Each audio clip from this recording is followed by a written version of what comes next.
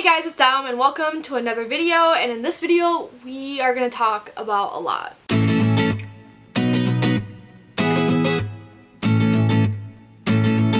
First off, I got a new bookshelf, so now I can actually film myself in front of a bookshelf, and that's great. Second, I haven't done a wrap-up in a while. I checked through my channel, and the last time I did a wrap-up was in February. So therefore, we're going to be talking about the 29 books I've read since then. I literally mean 29, and I have notes for it all, and it's just pages, so, you know, so I could keep count. I scared myself doing that, wow. And we're just going to jump into it. So the first book I've read since February, so this is, we are in March by now, and that's all I'm going to know. But the first book I've read since then was Ordinary Men by Christopher R. Browning. I had to read this book for my Holocaust class because during my last semester I took a class that was just purely about the Holocaust. One of our units was titled like perpetrators and should we blame perpetrators and what makes a perpetrator. So we had to read this book because this book was exploring how Nazis came to be. How someone who was just like a good little Christian living their life became a killer, essentially. You learn a lot of facts about these books, like I learned about programs, and then, I think that's how it's pronounced, and then you learned about all these villages that were almost completely wiped out, and you hear these like very haunting stories about how some actually like kind of did survive, but kind of didn't. Like you hear these stories where these people had to dig their mass graves, and not only that, but they were shot into them, and then some people actually survived the shooting itself, so they were screaming in agony in these holes, but then people couldn't do anything. But then you also learn how people came to be like this. Like you learned that some men did it because they were new to the police force and, you know, they wanted to prove something. And that was very common with the younger men. Older men, not so much. Like there was one guy they kind of just let him just not participate because he had Jewish friends, so he didn't want to participate. And I should mention this is nonfiction. So, you know, he just lived there watching, and then it raises the question, like, because he just sat there watching, does that mean he's also a perpetrator because he didn't do anything necessarily to stop it? And it's more exploration. This book's conclusion is basically that, like, anyone can become a Nazi, because we did read something whose hypothesis and conclusion was that only specific people can, like, become Nazis, like, you're born to be one. I gave this book 4 out of 5 stars because it was very, very informative, but at the same time, there were a lot of spelling mistakes, and it could be slow at times. Next is Adulthood is a Myth by Sarah Anderson, and this book is just comics. I'm looking down at notes right now. This book is just comics. This book is just comics that relate to adulthood. She grabbed things that she herself has experienced and then put it in comic form. We've all seen these, I think, on Facebook. That's where I first saw her stuff.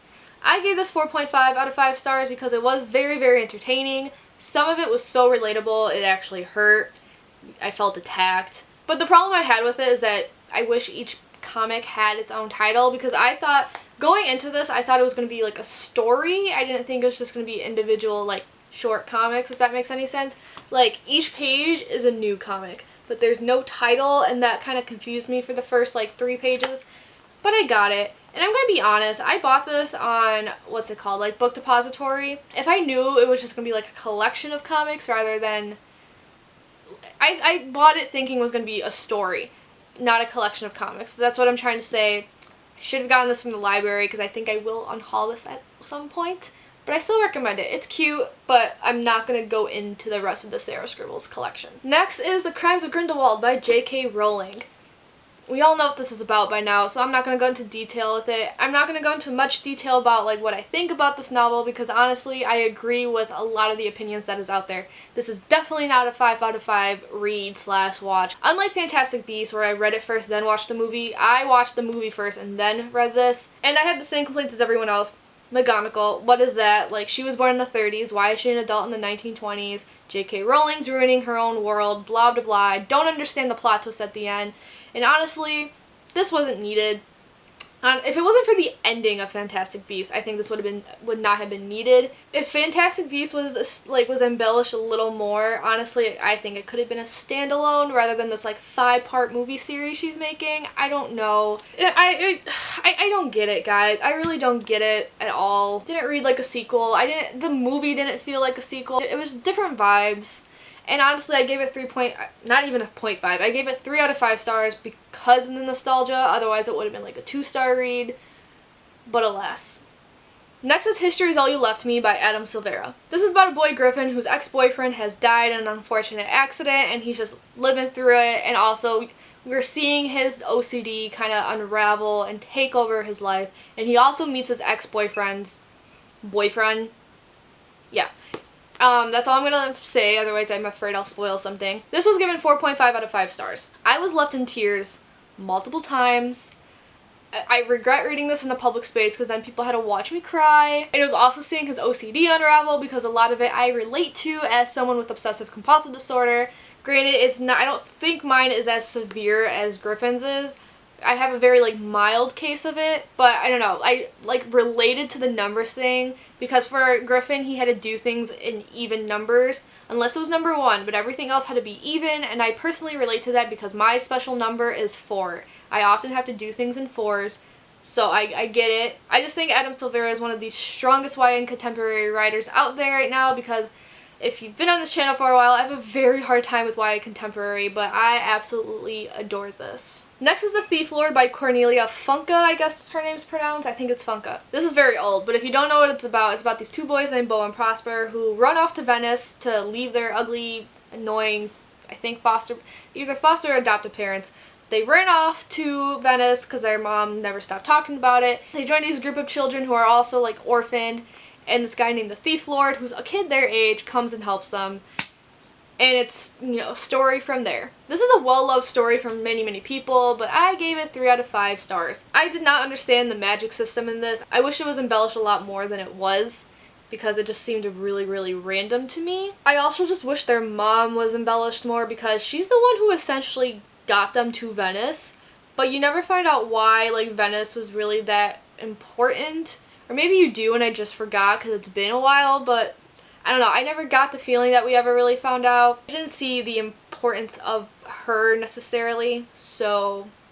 Also, can I just say, this has nothing to do with the rating at all, but Barbarossa's name, because Barbarossa means red beard in Italian, and he was described to have a red beard, and...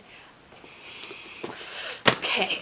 Then we have This Way for the Gas, Ladies and Gentlemen by Tadeusz Borowski. This is another book I had to read for my Holocaust class because we had to read a work of fiction, so everyone read The Book Thief but me and a select few other people because if you've already read The Book Thief then she let you read something else, and this was my choice. This offers a new perspective on the Holocaust because Borowski was a survivor of Auschwitz, but he was not Jewish. He was actually a captured Pole, which was one of the many victims of Hitler's reign, but he took his story and wrote fictionalized versions of it. This is a collection of short stories, and the narrator is always a captured Pole. He's a Polish Catholic Holocaust prisoner in Auschwitz. I gave this a 3 out of 5 stars simply because of its style. It is very, very insightful, I want to say, but just the textbook style wasn't really working for me, and it was hard to stay focused. But I do have 2 favorite stories. One of them is A Visit, and the other one is The People Who Walked On. So what happened to Borowski is very, very unfortunate. He did die at a very young age. He was supposed to become the next up-and-coming,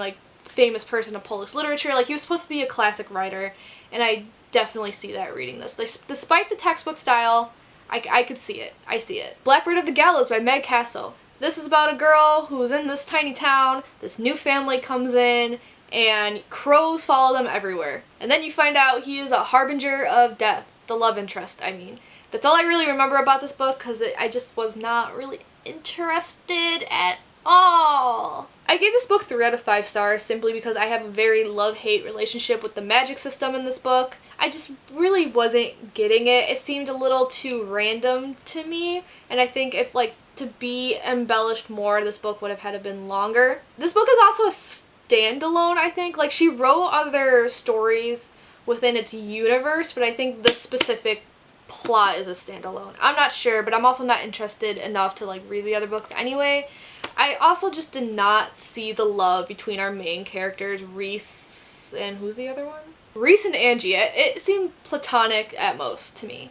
It was supposed to be dark and romantic since that's what it was advertised as, but I did not see that at all. But 3 out of 5 stars because I was still entertained and the cover is absolutely gorgeous. I also got this in the Page Habit 2 years ago and I finally got to it. The next 2 books I'm about to show were rereads because I had to read them for the Holocaust class, and these books could not be replaced, I was more than willing to reread them.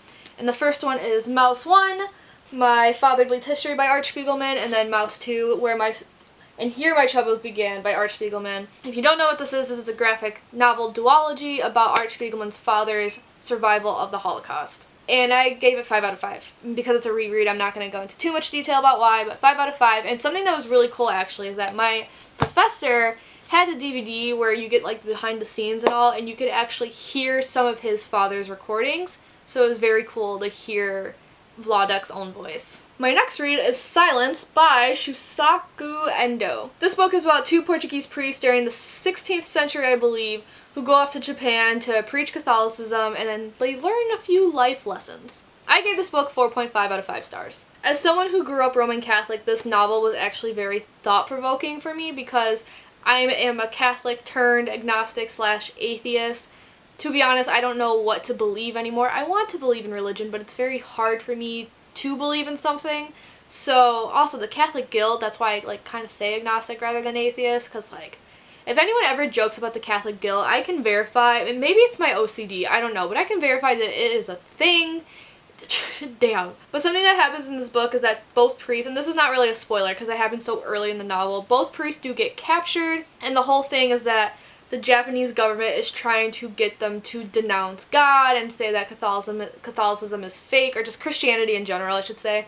They're trying to tell them that Christianity is fake, and then you need to tell people they're fake. And because the priests don't want to do that, they're taking it out. The Japanese government is taking it out on Japanese citizens. They're throwing them in bodies of water. They're having them crucified. Things like that. And, like, it's the main question of this novel is, what would Jesus do? And I can't really explain that question without spoiling something in this. But, like, if you're super interested in religion, I highly recommend this read. Then we have a book that I read throughout a semester of college, which is The Principles of Archaeology by names I'm not remembering right now because this was a textbook. I took an archaeology class my last semester, and I read this front and back because I would read the chapters before lessons, and we had about 15 lessons, and I shouldn't say lessons. We had 15 weeks, and each week was a new unit, and a unit equaled 1 chapter. So I read a chapter each week, and then here we go. Can't really rate it because it's a textbook. So, and it's like, not only is it a textbook, but it's in a field that I not interested enough to, like, start a career in it, but I was like, oh, it'll be, like, cool to learn about it. And then I ended up, like, not liking the class. It was very boring to me. And so I don't want to rate it. Moving on. Next we have Between Shades of Grey by a name I will probably butcher, but I believe it's Rita Cepetis? I've heard this name said like 5 different times, so I'm not really sure. I almost poked my eye out. So this takes place during World War II, during the Nazi reign, but rather than learning about the Nazis, you actually learn about what Stalin was doing behind closed doors. This is about a Lithuanian family, specifically a girl and her brother and her mom, who are taken by the Russians, and they're sent to camps, they're sent to the gulags. What's so interesting about this book is this is a part of history that I didn't really know was happening. I've, like, heard of it, but I didn't know too much about it. Because one of the things the Soviet Union was doing was, while they were helping liberating people from the Nazi reign, Stalin was doing what Hitler was doing behind our backs. Like, he just gathered people for no reason and then sent them to the gulags or other concentration camps. The part with that side of history I understand is very, very hard to research because Stalin threatened so many people. So, like, one example is that people would, if you were lucky enough to survive the gulags, you were threatened and people told you, like, you better not say anything or else you'll just be sent right back. So people often made up information. I gave this 4 out of 5 stars. This is one of those books where I drop it down a star for reasons I don't really know, other than, like, it just wasn't feeling like a 5-star read. So May 11th I graduated college. A week later I got on a plane to Europe, specifically Dublin, Ireland. That's where me and my friend started, and we just backpacked for 2 months. I didn't bring any books with me but a Kindle, and I was not reading as fast as I usually do, so that's why I fell so far behind, which I will talk about later. And I would read it on the trains, because we took trains everywhere, and, like, we had some planes, but not a lot. We had about, like, 2. And that's when I would read it mostly. So the first book I read was War and Genocide, A Concise History of the Holocaust by Doris Bergen. This was another book I had to read for the Holocaust class, it's just that I didn't. So what happened was, she made us get this 300-page book, right? And she wanted us to read the first 150 pages that first week, and then we had to read the other 150 pages the second week of class. I never did that because I didn't have time for it. But she was, like, a super understanding professor because we all told her, like, hey, we can't really do this, and then she changed a lot of schedules. So nice. This woman was the nicest woman I've ever met in my life. One of the best professors. I've learned so much from her when her subject is not even like what I want to do with my life, you know? But because I paid $25 for this book and it was on my Kindle, I was like, you know what?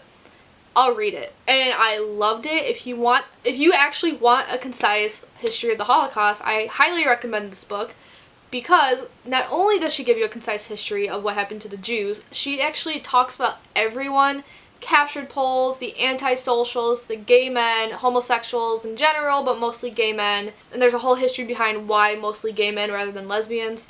Jehovah's Witnesses, the Roma and the Sinti. She talks about everyone. And like, it was a long book too, because it took me a while to read it despite all the trains we were taking. And despite being a World War II buff, I was still learning new information reading this book. She brought in a lot of stories from like real life people. Some of them were haunting because she didn't know what like the outcome was for a lot of them.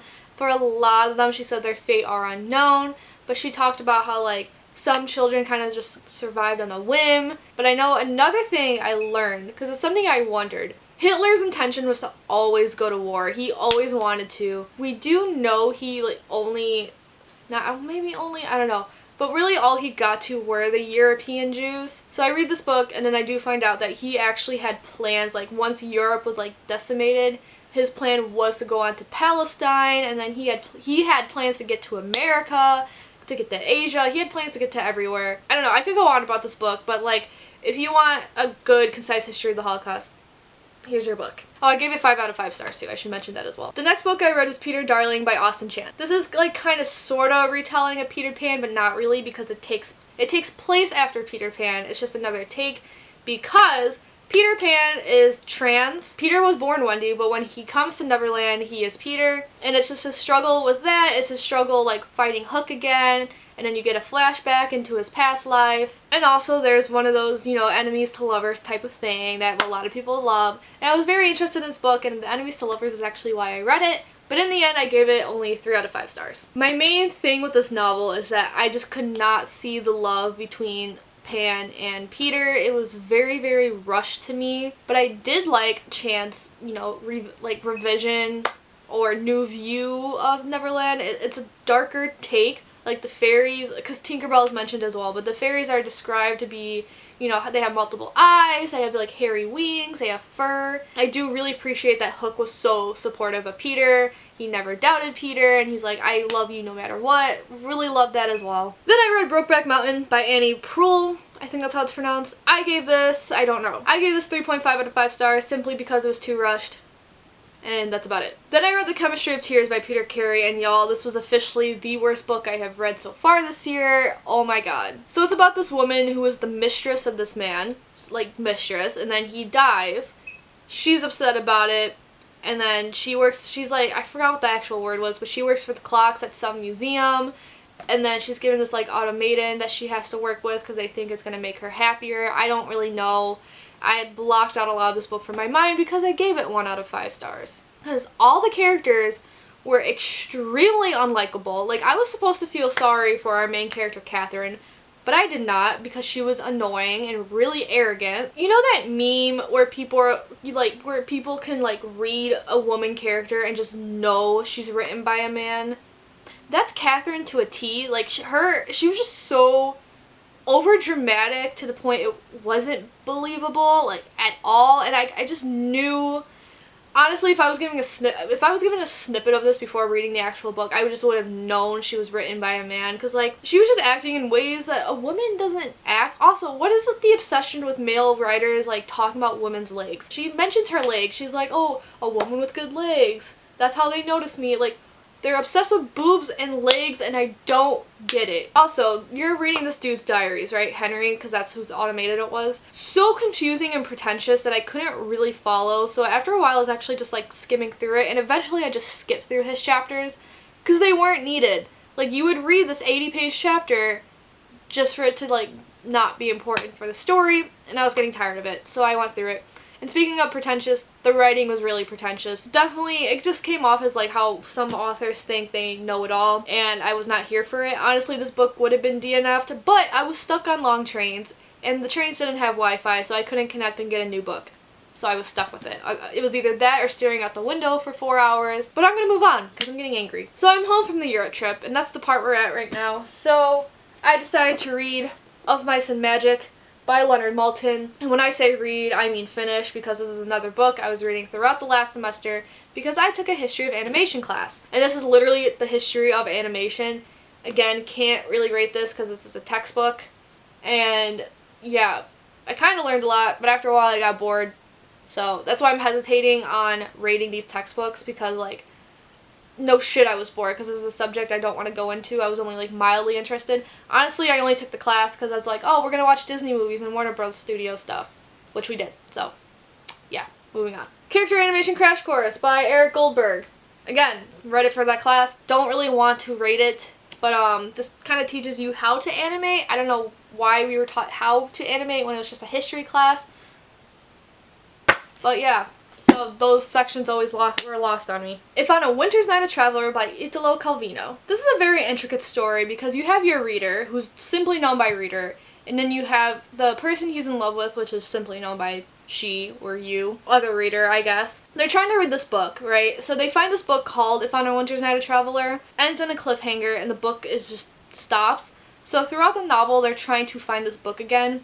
And you end up reading 10 beginnings of different stories because this book is essentially teaching you how to love to read. So you had your short stories and then you had the chapters of them finding it. And I don't know how to describe it. I gave it 3.75 out of 5 stars because it was low-key kind of boring at times. I will say, if you want to read Italian literature, this is not it to start because it did get confusing sometimes. If you want to get into Italian literature, Pinocchio.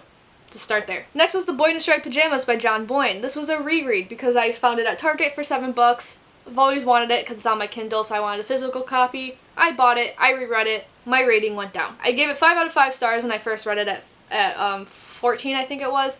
Now it's like a 3-star read because I've learned more about the Holocaust, and I've read multiple opinions of actual Holocaust survivors. A lot of them don't like this book, and it did kind of taint my opinion because, I mean, it's the opinion of people who actually lived through this, you know, so it's a new perspective. I gave it 3 out of 5 because of the nostalgia, and in hindsight, it's a good story that breaks your heart in the end because, you know, I've seen the movie and I've read this book before, so those last 2 chapters gave me so much anxiety. I felt my heartbeat, like, in my ears, like that's how fast my heart was beating. But there's a lot of qualms I have with this book. First of all, Bruno is 9. He doesn't read like it. He reads as if he's younger. I did kind of like the whole thing where he was pronouncing words wrong, like Führer was pronounced Fury. But I was having trouble with it because then Fury would be in the adult's dialogue rather than Führer, and it just didn't read well because, like, if they're an adult, why are they saying it wrong? Plus, Bruno's a 9-year-old who has no idea what's going on. He has no idea that people are being, like, targeted.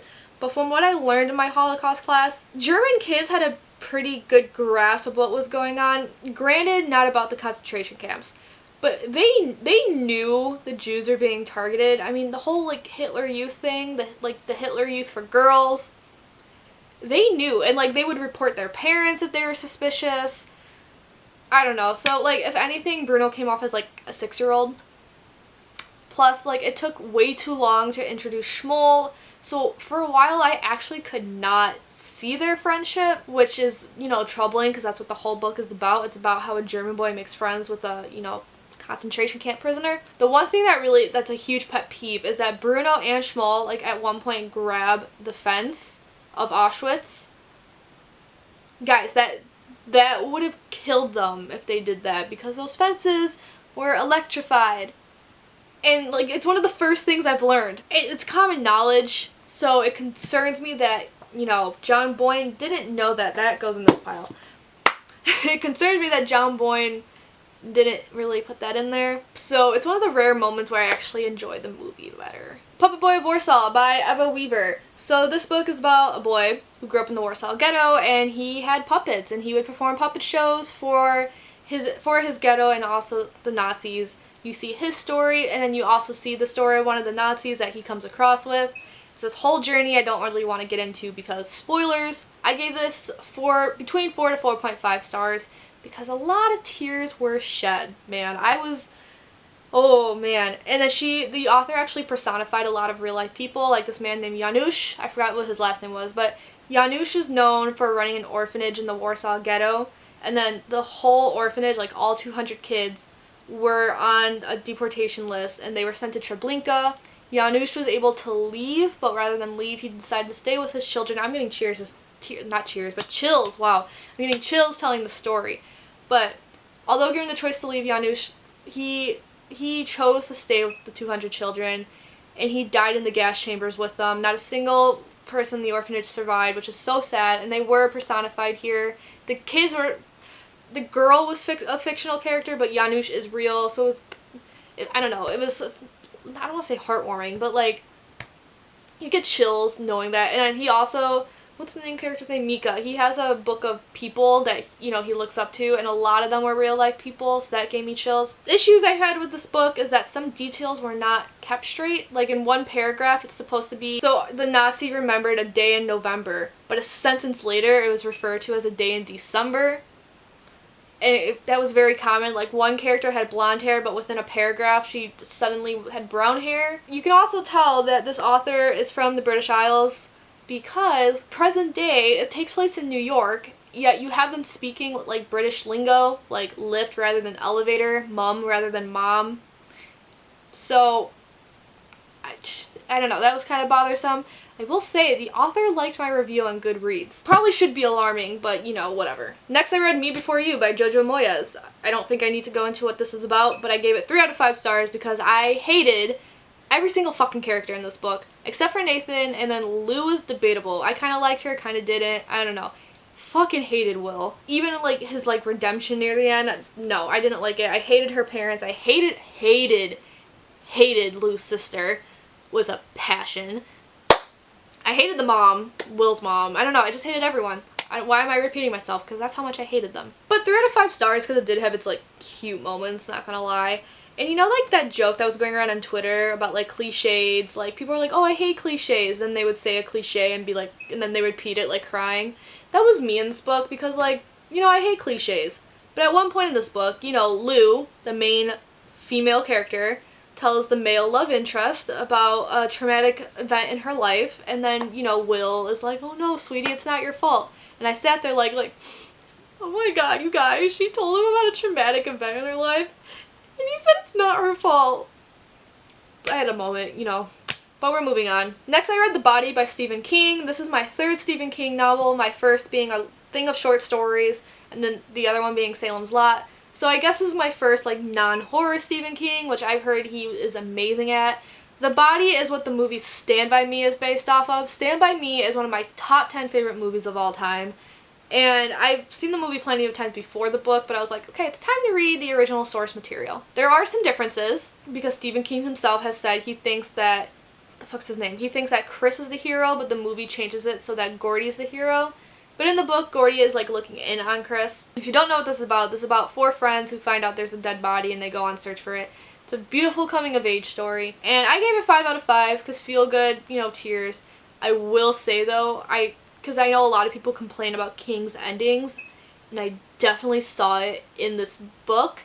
It wasn't a bad ending, but, you know, when I put the book down, I was like, is that it? Next, I have Aristotle and Dante Discover the Secrets of the Universe by Benjamin Alire Sáenz. Oh, yeah. This is a book about 2 boys who seem like polar opposite, become friends, and it's another, like, coming-of-age LGBT plus story. But unfortunately, I was really looking forward to this story, actually, but unfortunately, I gave it between 2.5 to 2.75 stars, because this book, 80% dialogue, and I was quite frankly getting annoyed, especially with the short spurts. Also, the lack of dialogue tags just threw me off because sometimes a character would speak twice, and usually people keep that in the same paragraph, but he would not, and it confused me, it threw off the conversation, and there were some chapters where it was just dialogue, no description, just dialogue, and then you wouldn't know who was speaking to Ari until, like, the end. Like, there was one chapter where it was him and his mom, but I didn't know that until the end, so I was like, I had no context for the conversation, because I'm like, who the fuck are you talking to?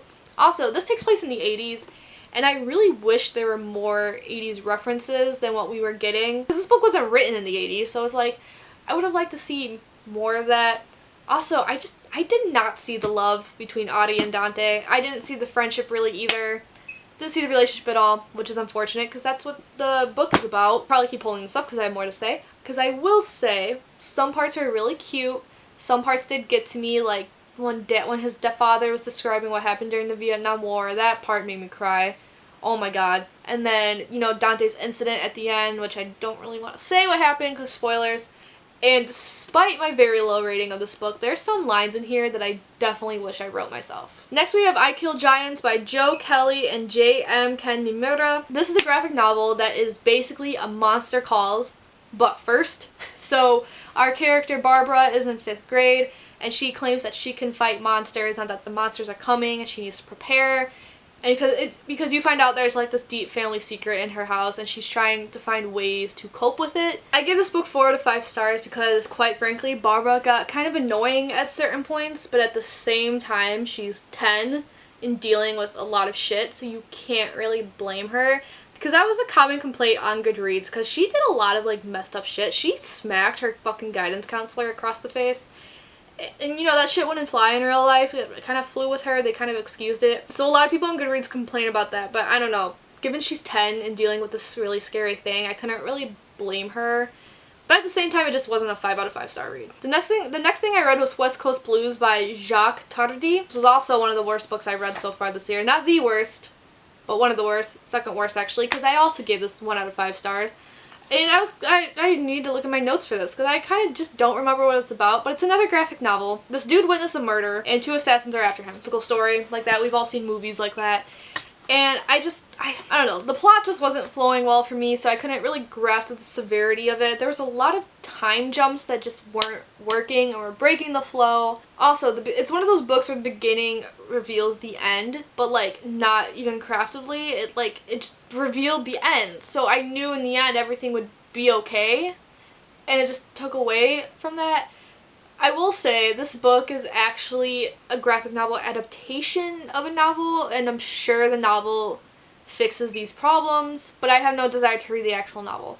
So 1 out of 5 stars for this. Luckily I got it from the library. The next book I read is Teaching My Mother How to Give Birth by Warsaw Shire. This is a book of poetry, and I gave it 5 out of 5 stars because it gave me feels and made me think a lot. That's all I can say because I really don't know how to talk about poetry. Then I read Anya's Ghost by Vera Brosgol. This is also a graphic novel because I read a lot of graphic novels to catch up because I fell so far behind my reading goal and just wanted to speed things up. So this is about a girl who's kind of avoiding high school and she falls on a hole and meets a ghost. And that's the premise.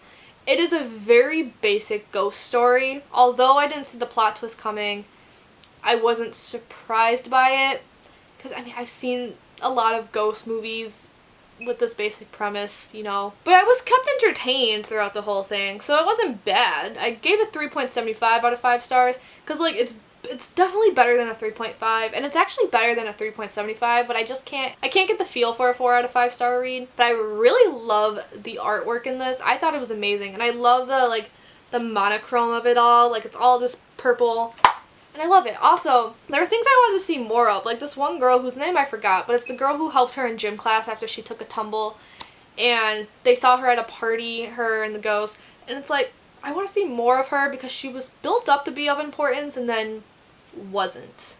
I just smacked myself in the hat with this. But yeah, if you want like a ghost story to tell around a bonfire, this is it. I could totally see someone like making this up on the spot at a bonfire on like a cold autumn night, you know. It's one of those stories. So it's like not spooky, but like it has an aura to it. Finally, I'm tired guys, but the last book we're going to talk about is Everyone's an Alien When You're an Alien Too by Johnny Sun. This is another graphic novel, and it's a cute graphic novel. So it's about an alien who has a mission to go to Earth. His mission is to talk to humans and stuff, except he mistakens everything else to be human, like a tree and a bear and all that.